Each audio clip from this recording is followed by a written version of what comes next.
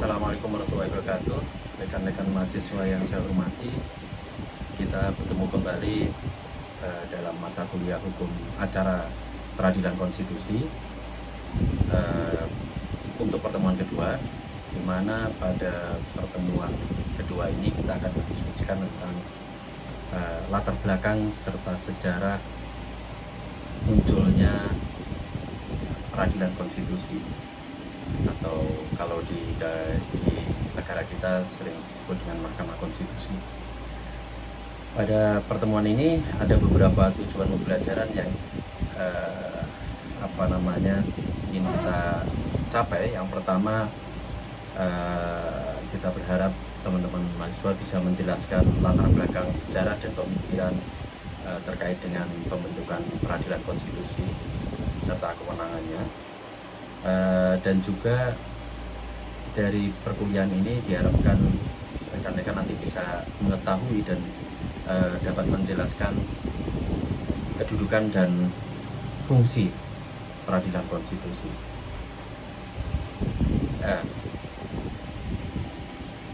Terkait dengan tujuan pembelajaran itu, maka ada beberapa pokok bahasan yang akan kita diskusikan. Yang pertama adalah latar belakang pembentukan peradilan konstitusi di berbagai negara, dan selanjutnya adalah pokok bahasan terkait dengan pembentukan Mahkamah Konstitusi di negara kita, dan yang terakhir kedudukan, fungsi, dan wewenang Mahkamah Konstitusi. Oke. Kalau kita bicara tentang latar belakang munculnya peradilan konstitusi, itu kita tidak bisa lepas dari perdebatan atau diskusi tentang pengujian undang-undang. Jadi awal mula munculnya sistem peradilan konstitusi itu memang dipicu dari pertanyaan besar, apakah sebuah peraturan, sebuah undang-undang bisa diuji. Kalau pada zaman dahulu kala, pada era-era kerajaan itu, kalau di Indonesia itu dikenal istilah Sabdo Padito Ratu. Jadi apa yang diucapkan oleh raja itu adalah hukum, dan itu merupakan hukum tertinggi yang tidak bisa diganggu gugat. Tetapi klaim semacam itu ternyata telah menjadi bahan perdebatan yang cukup panjang di dunia, di dalam lintasan sejarah. Kalau kita lihat dalam sejarah di era Yunani, itu perdebatan itu sudah muncul. Jadi di dalam sistem hukum Romawi, di dalam sistem hukum Yunani itu dikenal dua istilah. Pertama adalah nomos atau nomoi, kemudian yang kedua adalah pseudisma. Nomoi atau nomos ini merupakan sebuah aturan hukum yang dianggap sebagai aturan hukum tertinggi. Sedangkan pseudisma ini adalah keputusan-keputusan yang dibuat oleh para penguasa. Ya, di dalam sistem hukum Yunani kuno ini ada aturan bahwasannya pseudisma atau keputusan itu tidak boleh bertentangan dengan nomos atau nomoi. Jadi ada hierarki, ada tata urutan, ada jenjang kedudukan di dalam peraturan perundang-undangan di dalam sistem di Yunani kuno, di mana jenjang peraturan perundang-undangan yang berkedudukan di paling tinggi, dalam hal ini nomoi, itu menjadi rujukan, itu menjadi sumber, dan peraturan yang di bawahnya, pseudisma ini tidak boleh bertentangan dengan nomoi tersebut. jika psikisme ini bertentangan dengan nomoi, maka dianggap void atau tidak berlaku. Nah, kalau kita lihat di sini sebenarnya substantif persoalannya adalah bagaimana sebuah sistem hukum itu mampu saling mengkontrol. Jadi tidak ada hukum yang mutlak. Hukum itu harus bisa diuji kebenarannya. Jadi membuat hukum itu tidak bisa dilakukan dengan semena-mena. Ada aturan-aturan yang harus dipenuhi. Salah satunya adalah aturan tentang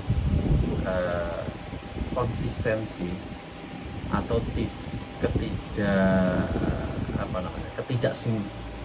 ketidakbolehan untuk membuat aturan yang bertentangan dengan aturan yang di atas. Sistem ini juga muncul di Jerman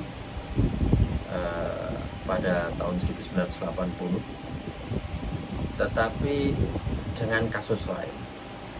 Jadi di Jerman saat itu seringkali para penguasa ini membuat peraturan-peraturan yang merugikan hak-hak individu warga negara, sehingga kemudian sering memicu munculnya persengketaan akibat keputusan-keputusan yang dikeluarkan oleh penguasa yang dianggap melanggar hak-hak individu warga negara. Nah, ini juga menjadi pemicu. Kalau kita bandingkan tadi yang di sistem hukum Yunani kuno itu mekanisme pengujian undang-undang itu muncul berangkat dari kebutuhan untuk menguji apakah sebuah peraturan atau keputusan itu bertentangan dengan nomoi. Tetapi kalau yang di Jerman ini kebutuhan pengujian, kebutuhan mekanisme untuk menguji keputusan yang dibuat oleh para penguasa itu dikaitkan dengan kebutuhan untuk menilai apakah keputusan-keputusan itu melanggar hak-hak individu warga negara atau tidak. Demikian juga di Portugal, ini lebih baru lagi di abad ke-17. Ini juga di dalam Pilot Codes atau di dalam kitab hukum Pilot, ini juga dikenal constitutional review. Jadi upaya untuk menguji konstitusionalitas sebuah undang-undang. Kalau kita lihat dalam literatur hukum, ini memang mayoritas pelacakan terhadap sistem peradilan konstitusi, pelacakan terhadap sistem pengujian keabsahan sebuah keputusan atau peraturan perundang-undangan itu merujuk pada sistem di Yunani, di Jerman, di Portugal, di Amerika dan sebagainya.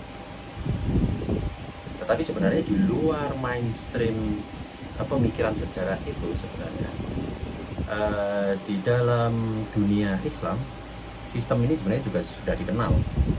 Jadi kalau di sistem hukum Islam kita mengenal ada hierarki peraturan perundang-undangan, di mana Al-Quran itu menduduki kasta tertinggi, posisi tertinggi, karena Al-Quran itu dianggap sebagai hukum yang turun langsung dari Tuhan, dari Allah Subhanahu wa Ta'ala. Di bawahnya kemudian adalah hadis. Hadis ini sebenarnya merupakan hukum dari Tuhan, tetapi dikeluarkan melalui perantara Rasulullah SAW. Dan hadis ini terdiri dari qaul, dari perkataan maupun dari af'al atau perbuatan. Jadi hukum yang termuat di dalam hadis atau kasta kedua dalam sistem hierarki hukum Islam itu bisa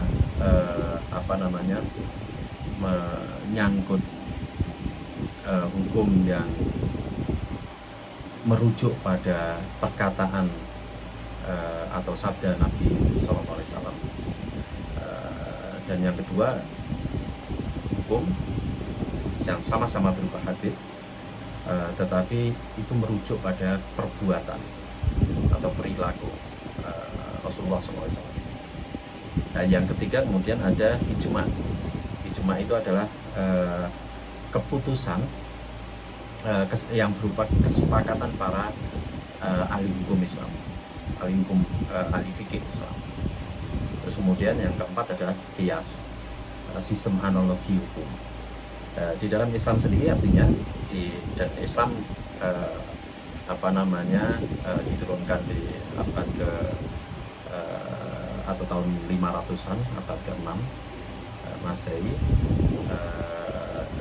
sudah mengenal hierarki perundang-undangan itu, dan ada mekanisme pengujiannya. Jadi kalau Al-Quran sendiri itu tidak bisa diganggu gugat karena dia berposisi sebagai hukum tertinggi atau konstitusinya. Tetapi kalau hadis ini nanti bisa diuji melalui berbagai pendekatan. Tetapi pengujian terhadap hadis ini pada intinya adalah untuk melihat atau meneliti kebenaran dari hadis. Kebenaran itu baik dari sisi substansinya maupun dari sisi periwayatnya atau rawinya. Karena hadis itu dikodifikasi jauh setelah baginda Rasulullah SAW wafat. Tetapi ada sistem pengujian di sini. Jadi kalau sebuah hadis itu dinilai bertentangan dengan Al-Quran, maka dia akan tertolak. Atau kalau hadis itu isinya fine, tetapi perawinya atau sanad yang meriwayatkan hadis itu tidak bisa dipercaya, maka dia juga bisa ditolak isi validitas norma yang diatur di dalam hadis itu. Demikian juga ijma. Ijma itu atau kesepakatan para ulama itu juga tidak boleh bertentangan dengan hadis dan juga tidak boleh bertentangan dengan Al-Quran. Begitu juga qiyas. Artinya kalau kita lihat sebenarnya dalam sejarah hukum di dunia ini, ketika melihat sistem peradilan konstitusi dalam perspektif sistem peradilan konstitusi atau sistem pengujian undang-undang, itu ada fase awal di era Yunani kuno, kemudian ada fase Islam, kemudian baru fase berikutnya di Jerman, Portugal, Amerika dan sebagainya. Nah, tetapi fase Islam ini sebenarnya yang belum banyak dirujuk di dalam literatur di dunia barat. Tadi saya ungkapkan, jadi di era abad ke-11 itu muncul praktek di Jerman, kemudian di Portugal, terus kemudian di abad ke-18 ini muncul presiden di Amerika yang itu menjadi salah satu pemicu munculnya praktek sistem pengujian perundang-undangan. Jadi pada tahun 1803 itu di Amerika ada kasus antara William dan Marbury, Madison dan Marbury, William Marbury dan Madison, di mana pada saat itu seiring dengan proses suksesi kepemimpinan di Amerika, pergantian presiden itu di detik-detik akhir, jadi setelah hasil pemilu diketahui,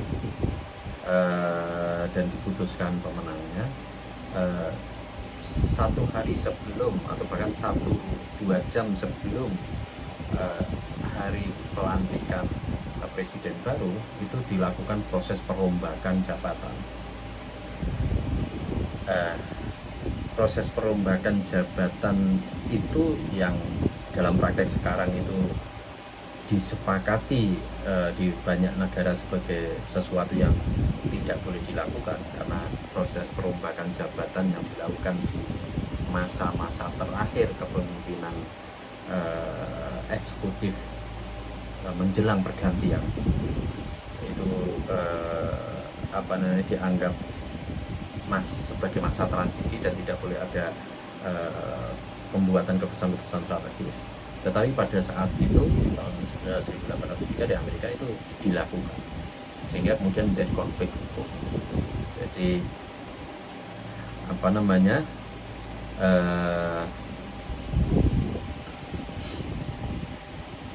John Marshall itu mengangkat sahabatnya untuk menjadi hakim agung. Tapi yang jadi masalah, dokumen keputusan pengangkatan itu tidak atau terlambat diserahkan kepada penguasa baru, sehingga kemudian menimbulkan konflik hukum dan diadili di Mahkamah Agung Amerika. Jadi yang William Marbury tadi yang diangkat sebagai hakim agung itu mengajukan gugatan karena James Madison sebagai sekretaris negara yang baru ini tidak mau memproses dan tidak mengakui surat keputusan pengangkatan William Marbury sebagai hakim agung. Ini pengujian ini menjadi momentum dimulainya praktek pengujian undang-undang, praktek pengujian keputusan pejabat negara, apakah dia sesuai dengan peraturan perundang-undangan yang lebih tinggi atau tidak.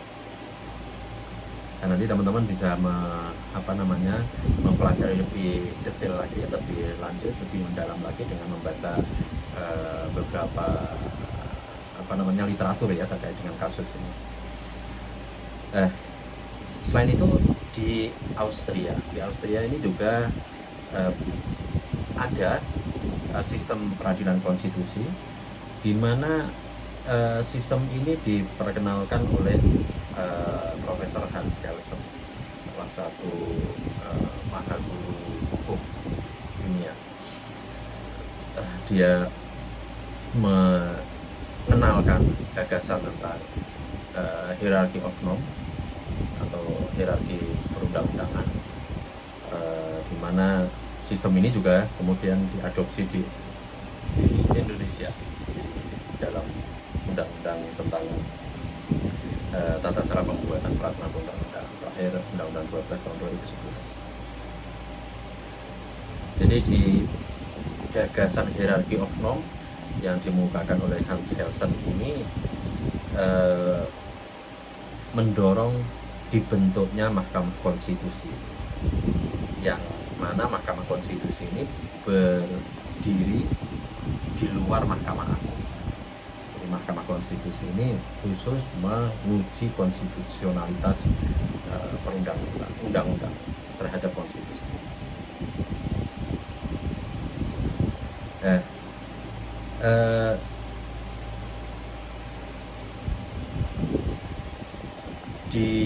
Pada umumnya memang Mahkamah Konstitusi ini dibentuk di luar Mahkamah Agung, tetapi di negara-negara yang sudah lebih established ini kewenangan untuk pengujian undang-undang ini dimasukkan di dalam bagian dari kewenangan Mahkamah Agung atau menjadi bagian dari wewenang kekuasaan kehakiman. Jadi seperti di Amerika ini juga semacam itu. Jadi tidak ada Mahkamah Konstitusi, tetapi lembaga peradilan di Amerika ini diberi kewenangan untuk melakukan pengujian undang-undang. Selanjutnya bagaimana di Indonesia? Di Indonesia pada masa prakemerdekaan atau di masa-masa menjelang kemerdekaan di dalam rapat-rapat BPUPKI atau Badan Persiapan Usaha Persiapan Kemerdekaan Indonesia. Ini juga muncul perdebatan tentang sistem pengujian peraturan perundang-undangan. Jadi Muhammad Yamin saat itu mengusulkan bahwasannya Mahkamah Agung atau Balai Agung itu harusnya diberi wewenang untuk menguji atau membanding undang-undang. Tetapi usulan Muhammad Yamin ini disanggah oleh Supomo dengan alasan bahwasannya konsep dasar yang dianut dalam Undang-Undang Dasar yang saat itu sedang dalam proses penyusunan itu sebenarnya bukan konsep pemisahan kekuasaan atau separation of power, melainkan konsep distribution of power. Jadi power di Indonesia itu atau kekuasaan itu tidak dipisah-pisah, tetapi didistribusikan. Kekuasaannya satu dari rakyat, terus kemudian didistribusikan ke lembaga legislatif, lembaga eksekutif, lembaga yudikatif. Karena dia pendistribusian kekuasaan atau distribution of power, maka sebenarnya sistem check and balance-nya tidak setegas dan tidak se-powerful separation of power. Nah, yang kedua alasan dari Supomo itu bahwasannya lembaga peradilan tugasnya adalah menerapkan hukum. Jadi lembaga peradilan itu, jadi dalam distribution of power itu, lembaga legislatif itu merupakan lembaga yang membentuk hukum, lembaga eksekutif itu lembaga yang melaksanakan hukum, sedangkan lembaga yudikatif itu adalah lembaga yang menerapkan hukum. Itu artinya dia bertugas mengadili persoalan-persoalan berdasarkan pada aturan hukum. Kalau eksekutif itu dia melaksanakan hukum. Dan kalau lembaga yudikatif itu menerapkan dalam arti menegakkan, melakukan penilaian apakah praktek-praktek kehidupan sehari-hari dan kehidupan pemerintahan itu sesuai dengan aturan hukum atau tidak. Jadi dia bukan lembaga yang berwenang untuk melakukan pengujian undang-undang, karena lembaga peradilan itu atau tugas hakim itu adalah menerapkan hukum. Yang ketiga menurut Supomo itu alasan kenapa kewenangan pengujian undang-undang itu tidak bisa diserahkan kepada Mahkamah Agung atau Balai Agung itu dalam proses perdebatan pembuatan konstitusi, itu karena kewenangan hakim untuk melakukan pengujian undang-undang itu dianggap akan bertentangan dengan konsep supremasi MPR. Jadi pada masa awal, pada masa pembentukan atau perumusan konstitusi di Indonesia UUD 45 itu konsep kedaulatan rakyat itu dimanifestasikan ke dalam Majelis Pemusyawaratan Rakyat yang memegang kekuasaan yang tertinggi. Jadi dalam gagasan Supomo ini, jika Mahkamah Agung diberi wewenang itu, maka dia akan bertentangan dengan konsep supremasi MPR. Yang keempat, ini alasan pragmatis sebenarnya dari Supomo, bahwasanya sebagai negara yang belum merdeka belum memiliki ahli-ahli mengenai judicial review atau pengujian undang-undang.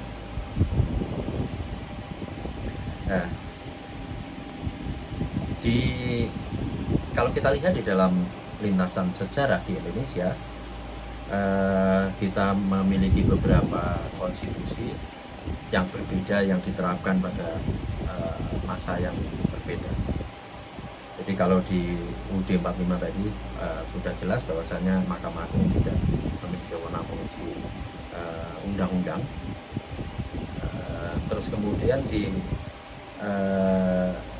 Konstitusi RIS atau Undang-Undang Dasar Republik Indonesia Serikat ini juga ada pengaturan bahwasannya Mahkamah Agung tidak berwenang menguji secara material undang-undang federal, namun hanya berwenang menguji undang-undang di daerah negara bagian. Jadi ini sebenarnya mirip dengan konsep di Amerika atau di negara-negara federal lainnya gitu. Kemudian di Undang-Undang Dasar sementara 1950 ini juga tidak diatur mengenai hak menguji konstitusionalitas undang-undang. Dan kemudian pada saat pembahasan Undang-Undang Dasar dan sidang konstituante yang dipilih melalui pemilu 1955, karena di pemilu 1955 ini dilakukan pemilihan anggota konstituante yang bertugas untuk merumuskan konstitusi yang baru. Ini banyak bermunculan gagasan agar pengujian undang-undang diberikan pada Mahkamah Agung. Tetapi masalahnya konstituante tersebut tidak pernah berhasil menetapkan konstitusi baru hingga saat Presiden Soekarno tanggal 5 Juli tahun 59 mengeluarkan dekret presiden yang membubarkan Dewan Konstituante dan memberlakukan kembali UUD 1945. Dalam perjalanan sejarah berikutnya tahun 70 ketika dilakukan pembahasan RUU tentang pokok kekuasaan kehakiman, ini juga kembali muncul perdebatan tentang kewenangan pengujian konstitusionalitas undang-undang. Tetapi saat itu yang diterima dan dimasukkan gagasannya adalah pengujian peraturan perundang-undangan di bawah undang-undang terhadap undang-undang, yang itu diserahkan kepada Mahkamah Agung. Jadi kalau kita lihat ini memang di Indonesia sendiri perdebatan tentang pengujian konstitusionalitas undang-undang terhadap konstitusi ini memang sudah muncul sejak awal, bahkan sebelum Indonesia merdeka pada saat perumusan draft UUD 1945, tetapi tidak pernah berhasil mencapai kesepakatan hingga bergulirnya era reformasi. Pada masa reformasi ini, di awal reformasi tahun 2000 ini disahkan TAP MPR nomor 3 tahun 2000, di mana MPR diberi kewenangan menguji undang-undang terhadap undang-undang dasar. Jadi kewenangan pengujian konstitusionalitas undang-undang ini diberikan kepada MPR, dan ini sebenarnya sejalan dengan gagasan Supomo tadi, karena MPR ini sebagai supreme institution on behalf of the people's sovereignty. Namun hal ini tidak dapat disebut sebagai judicial review mengingat MPR tidak termasuk dalam cabang kekuasaan yudisial. Tapi lebih, jadi kenapa tidak disebut judicial review? Karena MPR itu bukan lembaga yudisial, tetapi dia bisa atau lebih tepat disebut legislative review. Jadi MPR itu sebagai lembaga legislatif, dia melakukan review terhadap konstitusionalitas undang-undang. Jadi kan yang membuat undang-undang itu DPR, dia bisa diuji produknya oleh MPR, karena MPR kedudukannya lebih tinggi daripada DPR. Tapi kemudian dalam perjalanannya gagasan untuk membuat atau membentuk Mahkamah Konstitusi sebagai salah satu atau sebagai institusi yang berwenang melakukan pengujian konstitusionalitas undang-undang ini mulai diterima, gagasan ini mulai diterima dengan beberapa pertimbangan. Jadi yang pertama itu karena proses amandemen konstitusi itu mengakibatkan pergeseran atau perubahan struktur ketatanegaraan. Jadi kita ingat di dalam perubahan atau amandemen pertama, kedudukan MPR itu mulai di utak-atik kira-kira.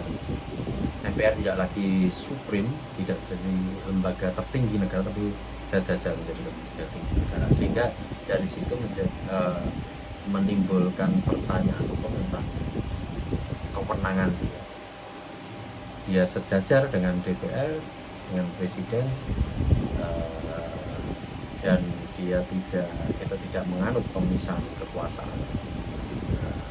Maka kewenangan MPR untuk melakukan pengujian konstitusionalitas undang-undang ini menjadi dipertanyakan. Di samping itu, proses amandemen kedua dan ketiga ini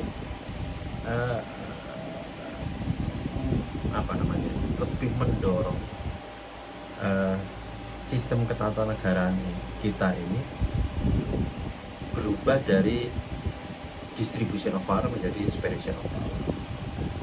Jadi, kalau kita lacak di dalam atau kita baca di dalam naskah amandemen kedua dan ketiga, ini kewenangan DPR sebagai lembaga legislatif ini diperkuat, terutama dalam pembentukan undang-undang.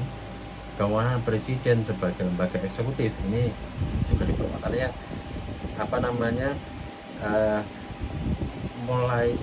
amandemen kedua dan ketiga mulai mempertegas pemisahan kekuasaan antara eksekutif, legislatif, yudikatif, sehingga dalam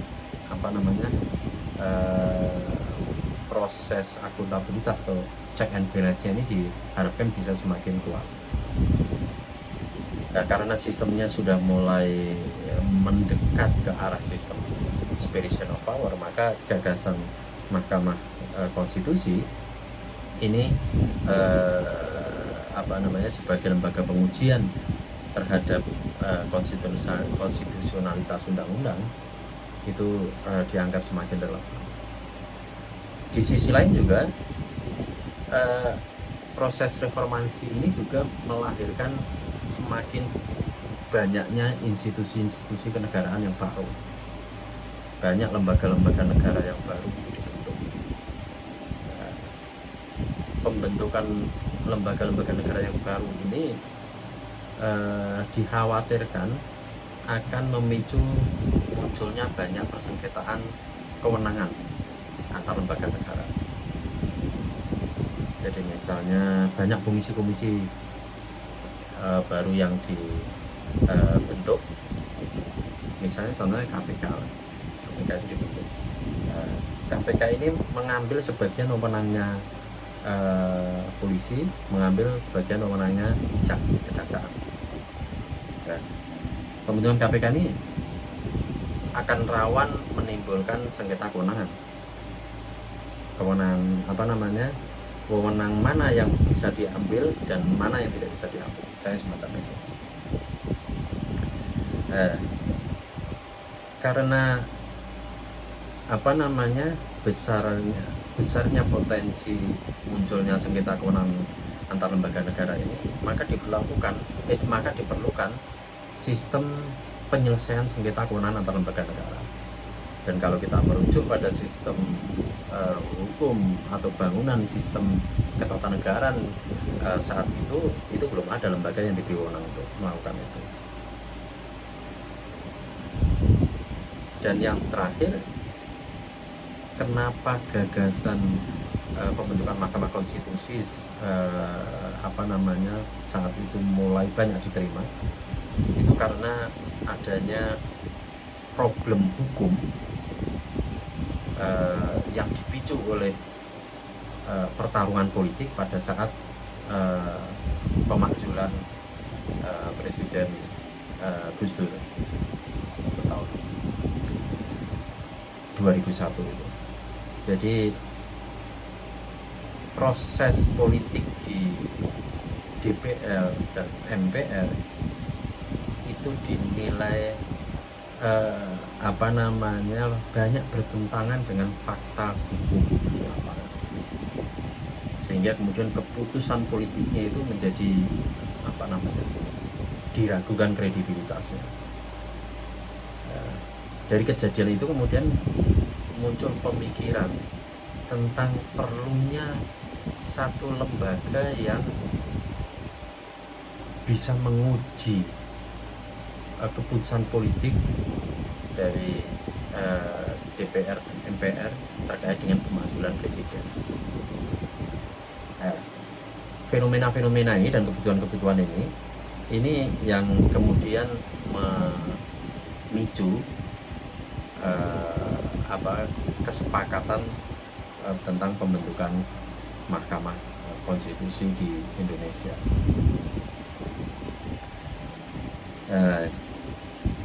Jadi dalam perubahan atau amandemen keempat itu mulai diatur tentang Mahkamah Konstitusi dan harus dibentuk sebelum 17 Agustus tahun 2003.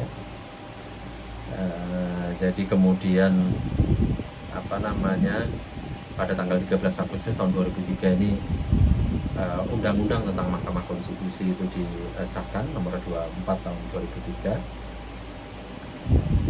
Kemudian baru setelah itu dilakukan proses pembentukan Mahkamah Konstitusi di Indonesia, dan Mahkamah Konstitusi terpisah dari Mahkamah Agung. Jadi, apa itu Mahkamah Konstitusi di Indonesia? Jadi Mahkamah Konstitusi adalah lembaga yang menyelenggarakan peradilan konstitusi, sehingga sering disebut pengadilan konstitusi atau constitutional court. Jadi dia berbeda dengan peradilan umum di bawah Mahkamah Agung. Kenapa disebut Mahkamah Konstitusi? Karena perkara yang menjadi wewenang MK adalah perkara-perkara yang terkait dengan konstitusional, terkait dengan konstitusi, yaitu perkara-perkara yang menyangkut konsistensi pelaksanaan norma-norma konstitusi. Jadi konsekuensinya maka dasar utama yang digunakan oleh Mahkamah Konstitusi dalam proses memeriksa, mengadili dan memutus perkara itu adalah konstitusi itu sendiri. Makanya kemudian sering juga disebut Mahkamah Konstitusi itu sebagai the guardian of constitution atau pengawal konstitusi.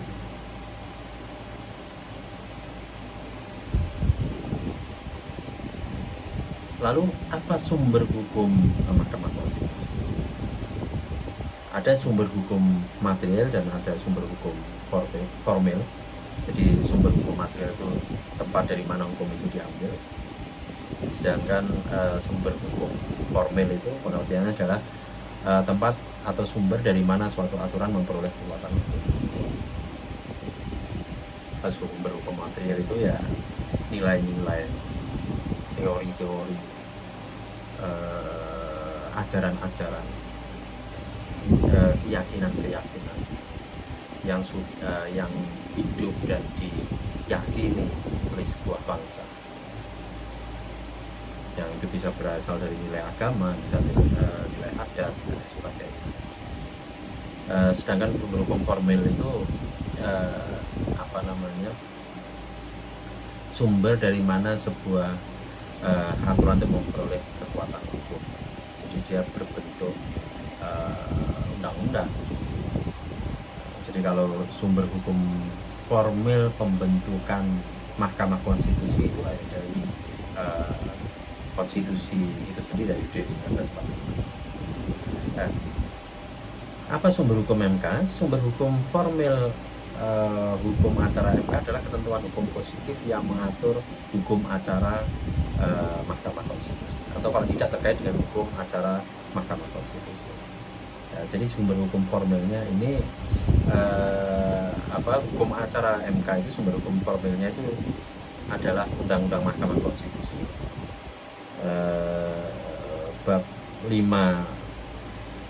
pasal 28 hingga pasal 85, dan di sisi lain juga ada beberapa peraturan Mahkamah Konstitusi yang dibuat untuk mengatur dan melengkapi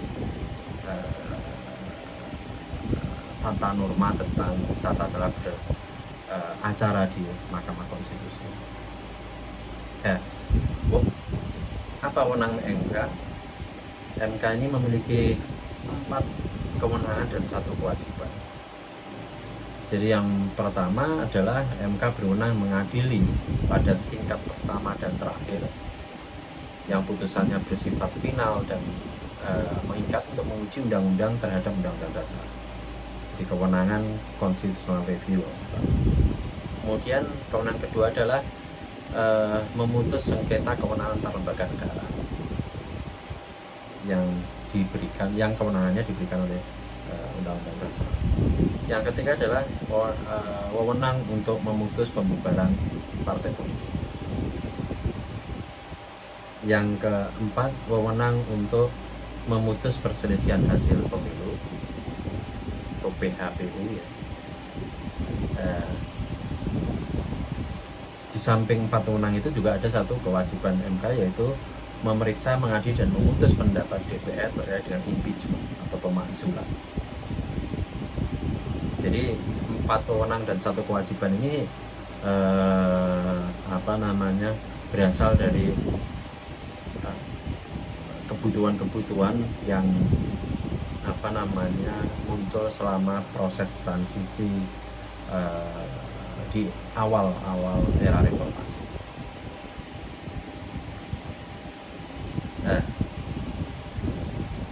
Hukum acara Mahkamah Konstitusi ini merupakan hukum formil. Jadi dia hukum acara di Mahkamah Konstitusi ini disebut hukum formil karena dia mengatur tentang bagaimana prosedur beracara, bagaimana prosedur dan tata cara pelaksanaan wewenang Mahkamah Konstitusi. Jadi sebagai hukum formil, hukum acara MK ini berfungsi untuk menegakkan hukum material. Jadi maksudnya gimana sih? Maksudnya kalau kita mau melakukan pengujian konstitusionalitas undang-undang, itu hukum materialnya ya konstitusi itu sendiri. Jadi undang-undang yang mau diuji itu akan diuji dengan menggunakan hukum material, yaitu isi dari konstitusi atau UUD 1945. Sedangkan hukum formilnya itu mengatur tentang tata cara bersidang, tata cara mengajukan permohonan, tata cara menerima permohonan, meregister, kemudian tata cara pembentukan majelis hakim, penunjukan majelis hakim, tata cara pembuktian, tata cara memutus, dan lain sebagainya. Jadi hukum acaranya ini mengatur tentang bagaimana cara menegakkan hukum material, bagaimana caranya agar pengujian konstitusionalitas undang-undang itu bisa dilakukan. Itu disebut sebagai hukum acara, sebagai hukum formil, hukum acara sebagai hukum formil.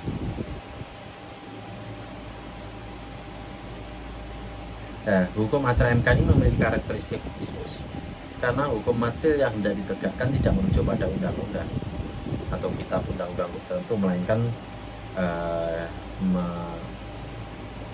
merujuk pada konstitusi itu sendiri.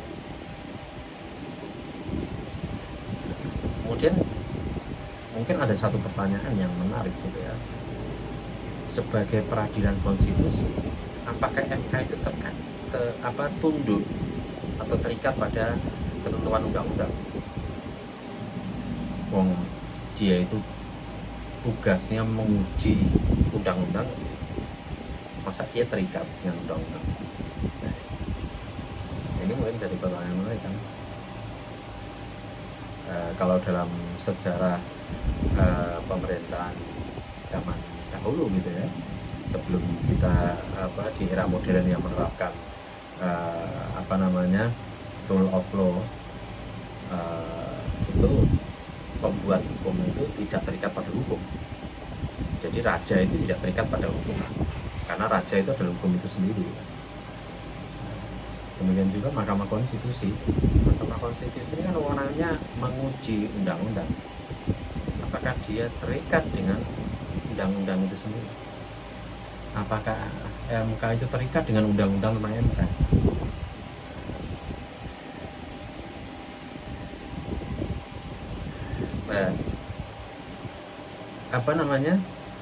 Walaupun ada undang-undang yang mengatur tentang Mahkamah Konstitusi, dan undang-undang itu memang diperlukan karena norma dalam konstitusi atau dalam Undang-Undang Dasar 1945 itu hanya mengatur tentang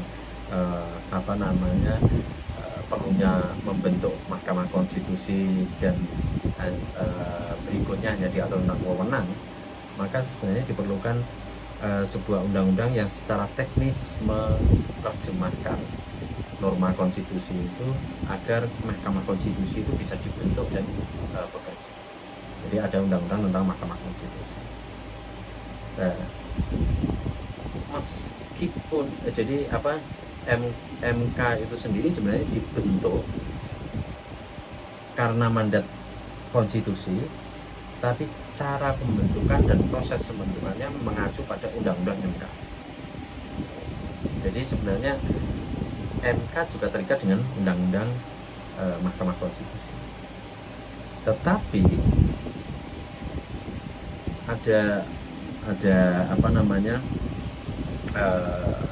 ada perlakuan yang berbeda jika materi muatan dalam undang-undang MK itu bertentangan dengan konstitusi, maka MK bisa mengabaikan, atau MK dapat